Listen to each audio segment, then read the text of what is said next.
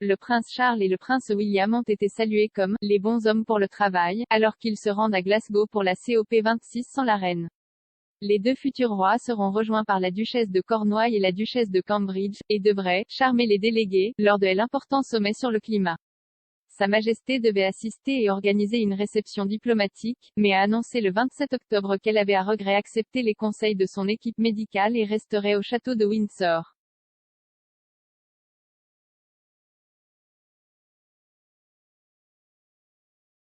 S'exprimant sur le podcast Palace Confidential, l'expert royal Rebecca English a déclaré « C'est quelque chose que Buckingham Palace tenait beaucoup à faire passer, que la reine a pris cette décision à regret et qu'elle enregistre un message vidéo au château de Windsor à la fin de cette semaine, a joué aux délégués à l'ouverture de la COP26.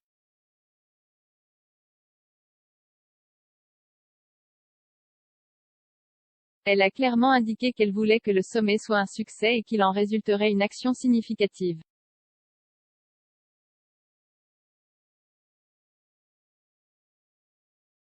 Bien sûr, il déploie toujours les gros canons royaux, nous avons le nouveau Fab Four pour ainsi dire, nous avons Charles, Camilla, nous avons William et Kate tous là pour charmer les délégués et représenter la Grande-Bretagne à pays.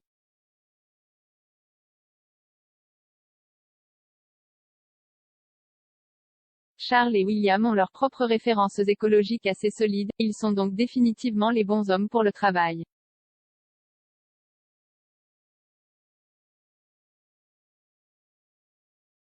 Le prince Charles et le prince William devraient tous deux prononcer des discours et assisteront à une réception diplomatique pour les dirigeants mondiaux lundi soir.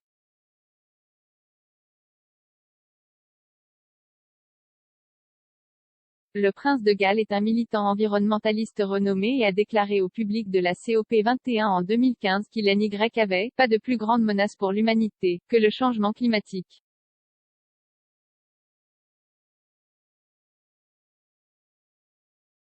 L'année dernière, il a lancé son initiative Terra Carta, qui encourage les entreprises à adopter un avenir durable et demande aux signataires d'accepter près de 100 actions pour devenir plus durables d'ici 2030.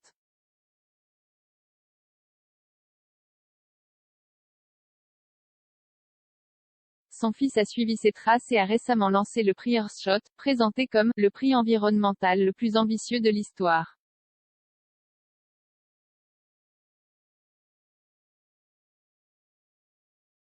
Le duc de Cambridge a créé le prix aux côtés de Sir David Attenborough, dans le but de créer de la positivité dans le débat sur le changement climatique.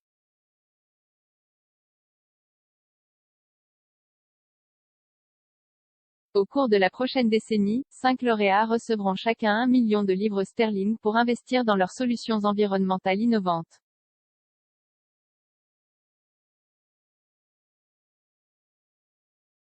Le 17 octobre, le prince de 39 ans est sorti sur le tapis vert avec Kate et a accueilli des célébrités et des militants à Alexandra Palace pour la cérémonie de remise des prix télévisés.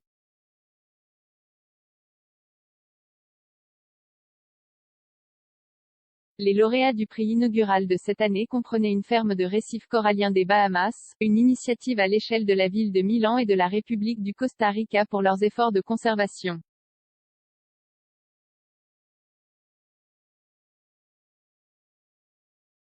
Plus tôt ce mois-ci, la reine a été entendue parler de son irritation à la COP26 et de la crise climatique, alors qu'elle exprimait sa frustration envers les dirigeants mondiaux qui parlent mais ne font pas.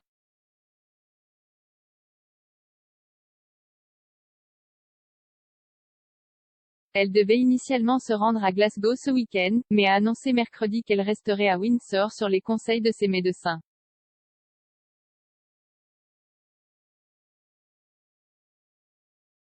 Le monarque de 95 ans est d'abord tombé malade le 20 octobre et a été contraint d'annuler un voyage en Irlande du Nord.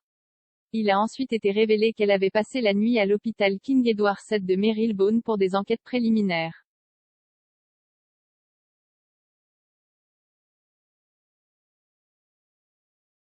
En plus d'entreprendre des tâches légères et de bureau, elle a annulé ses engagements officiels pour les 2 prochaines semaines.